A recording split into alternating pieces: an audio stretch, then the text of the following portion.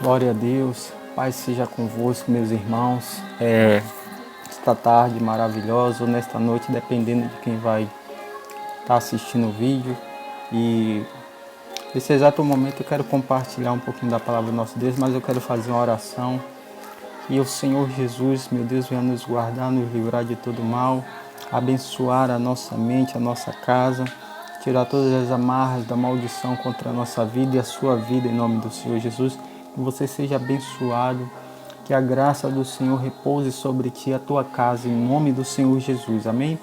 Irmãos, eu quero compartilhar uma palavra do nosso Deus, nesse exato momento aqui, no livro de 2 Reis, que é livro 2 Reis, capítulo de número 2, o versículo de número 23 a 25, que diz assim: Então subiu dali a Betel, e subindo ele pelo caminho, uns rapazes pequenos saíram da cidade, zombavam dele e diziam-lhe: sobe calvo, sobe calvo, sobe calvo. E virando-se ele para trás, os viu e os amaldiçoou no nome do Senhor. Então 2 ursas saíram do bosque e despedaçaram 42 daqueles pequenos jovens. E foram-se dali para o Monte Carmelo, e dali voltou para Samaria. Essa palavra do Senhor aqui, eu quero que os irmãos até acompanhem aí. 2 Reis, capítulo 2, versículo 23 a 25. Essa palavra aqui está falando do profeta Eliseu. Nós sabemos que o profeta Elias foi muito usado por Deus, foi um homem temente ao Senhor. O Senhor cuidou do profeta Elias, e aquele profeta, ele tinha alguém que sempre o seguia, né? Eliseu estava lá cuidando das juntas de boi lá, arando a terra com aqueles boi. Então o profeta Elias chegou até ele, e ele decidiu seguir o profeta Elias. Então o profeta Eliseu foi aquele homem que viu as coisas que Deus estava fazendo através do profeta Elias, e ele decidiu ficar. Irmãos, em primeiro lugar, ande com quem sempre está na visão de Deus. Há uma diferença grande entre você andar com galinhas, digamos assim, e uma águia. Por quê? Uma águia, por mais que você veja ela ali daquela forma e tudo, é melhor andar com ela, porque ela sobe em lugares altos, ela tem uma visão ampla das coisas, uma visão melhor. Muito difícil é alguém conseguir pegar uma águia, um inimigo, até no meio da natureza, conseguir alcançar. Na verdade é ela que é a predadora. Ela é o predador, não a presa. É ela que está ali, sempre ali, avassalando, né, com a posição avassaladora, e devorando aqueles que estão ao redor dela. É melhor andar com visão de águia. A palavra do Senhor diz que aqueles que esperam no Senhor renovarão suas forças, andarão, não se cansarão, correrão e não se fatigarão. É a semelhança de voar alto como uma águia. E andar com galinha simplesmente vai ficar naquele lugar, é pesada, não sai daquele lugar, só vai ciscar o mesmo lugar o tempo todo. Entenda isso. Na nossa caminhada como homens de Deus, aparecem muitos outros homens também, mas nem todos são do Senhor. E muitos, às vezes, dá preferência a seguir pessoas que não têm visão de Deus, não andam com Deus, não temem a Deus, não buscam a Deus. E nisso não há crescimento para a nossa vida. Então Eliseu preferiu ali andar com um homem de Deus. Como é que você discerne que aquele homem é de Deus? O próprio Espírito de Deus em você testifica com o seu espírito que aquela pessoa é de Deus e que você pode seguir os passos. Paulo disse assim: sede meus imitadores, assim como eu sou. Ele não diz assim como eu fui de Cristo, ele diz como eu sou de Cristo, sede meus imitadores também. O que eu quero dizer com isso? Eliseu seguia Elias não simplesmente só porque ele via as coisas acontecer, mas ele viu o temor em Elias acerca do nosso Deus. E a palavra do Senhor diz que Elias falou assim para Eliseu: olha, o que é que você quer de mim? Aí Eliseu ousadamente falou, eu quero porção dobrada. Deus não opera na tua vida desse jeito, eu quero que Deus opere na minha vida 2 vezes mais. Irmãos, isso é maravilhoso. Sempre alcance seus objetivos assim. Não é que você está sendo egoísta, que você quer tudo, não. O que é de Deus, prefira receber mais mesmo. Eu quero é porção dobrada. E Eliseu pediu porção dobrada. A palavra do Senhor diz que Elias diz assim, olha, se você me ver na hora que eu for tomado pelo Senhor, você vai receber. Tinha uma certa situação que Elias falou assim, Eliseu vai em tal lugar e tal, ele, não, de maneira alguma eu vou me apartar do Senhor, de maneira alguma eu vou me apartar daquele que tem a visão das coisas de Deus, entendeu? Fica firme com quem está ali com Deus, quem está firme com Deus, ele não queria perder a bênção de jeito nenhum. Aonde Eliseu ia, ele ia atrás. O que Eliseu fazia, ele também ficava observando para que ele pudesse fazer ainda muito mais. E a palavra do Senhor diz que no dia que o Senhor tomou Elias, Eliseu viu. Sabe por que Eliseu viu? Porque Eliseu estava ligado na mesma espiritualidade de Elias. Ele estava ali visando a mesma visão de Elias. Ele estava no mesmo caminho de Elias, entendeu? Então por isso que ele viu no momento em que Elias ele foi tomado na carruagem de fogo. E a palavra do Senhor diz que naquele momento Elias joga a capa dele. E Eliseu pega aquela capa, o poder não estava na capa, mas na ousadia e intrepidez de receber aquilo que Deus tinha para ele. Então, Eliseu recebeu ali a porção dobrada. E a palavra do Senhor diz que numa dessas feitas, nessas indas e vindas, que Elias já tinha começado seu ministério, Eliseu, ele era o sucessor de Elias. Ele chegou num certo momento, abriu ali aquele rio, né? Ele bateu com a capa, o rio se dividiu, assim como Elias também já tinha feito isso. Ali principiava-se o ministério. Eliseu foi aquele que jogou ali aquele pedaço de pau, aquela vara no meio naquele rio profundo de águas escuras, onde tinha caído um machado de ferro de um dos homens que estava construindo a escola de profetas. E ali a palavra do Senhor diz que aquele machado de ferro flutuou. A ousadia que tinha a autoridade de Deus.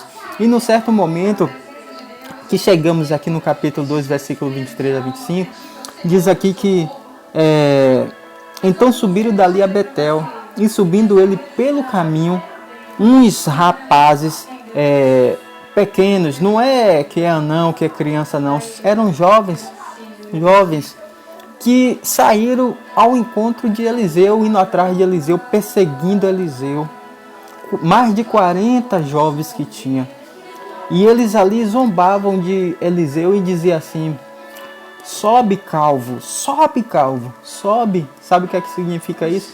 Eles não estavam zombando de Eliseu porque Eliseu era careca, não. Porque faltava cabelo aqui em Eliseu, não. Na verdade, eles estavam duvidando da autoridade. Sabe por quê? Porque Elias subiu na carruagem de fogo, eles estavam dizendo, agora sobe você, Eliseu. Você não andava o tempo todo com Elias? Elias tinha autoridade, agora eu quero ver a sua, você não tem autoridade nenhuma. Irmãos, observem, a autoridade não está na roupa que a gente veste, não está no calçado que a gente calça, não está em um relógio que a gente põe no braço.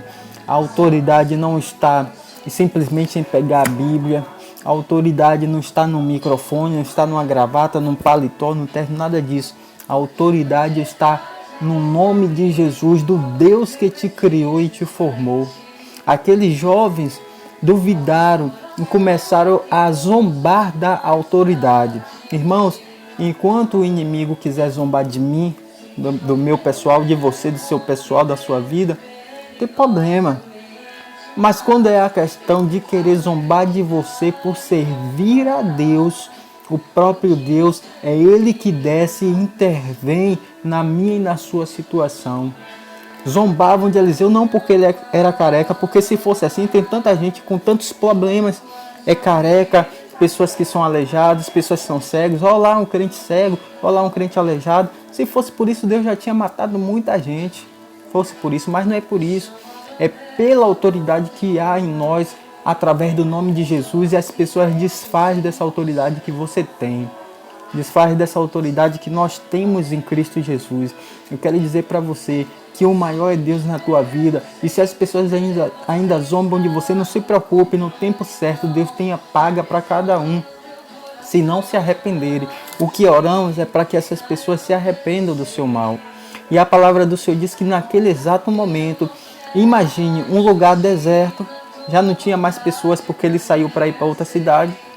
42, mais de 40 jovens ali eram uma ameaça para o profeta.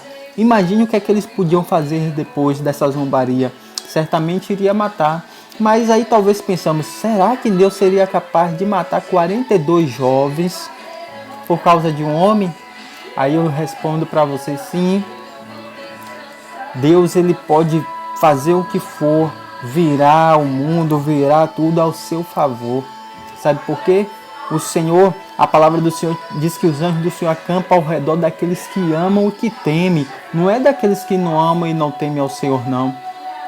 Entendeu uma coisa? Entendeu? Quando o Senhor chegou e falou para Abraão, Abraão, eu vou ter que destruir Sodoma e Gomorra, porque a cidade está muito pertinente, a cidade está em pecado, o mau cheiro chega diante de mim. Aí Abraão intercede, Senhor, se tiver 50 justos lá.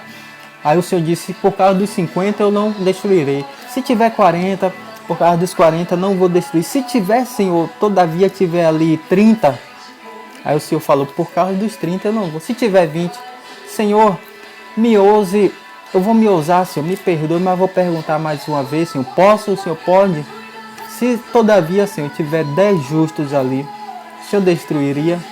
Aí o Senhor falou, por causa dos 10 justos, eu não destruirei Sodoma e Gomorra. Mas sabe de uma coisa? Deus tinha que destruir Sodoma e Gomorra. Deus tinha, a maldade estava demais.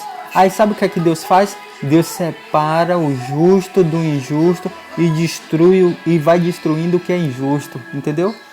Salvou, livrou a família dele e destruiu quem não quis conta com o Senhor. Então Deus pode muito bem fazer isso sim. Se você está servindo ao Senhor, tem autoridade, o inimigo tem se levantado contra você. Se Deus quiser, Ele faz isso, Ele vira o cativeiro, Ele destrói, Ele faz o que for por causa de um.